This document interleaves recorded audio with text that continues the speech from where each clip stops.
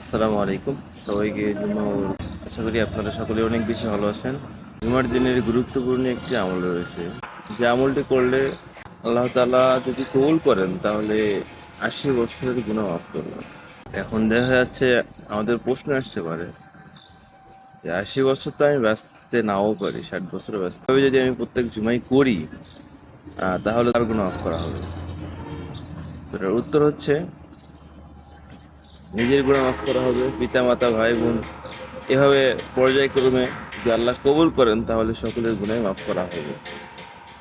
তো আমলটি হচ্ছে আসরের নামাজের পরে নামাজের স্থানে বসেই দরুদ শরীফ পড়া।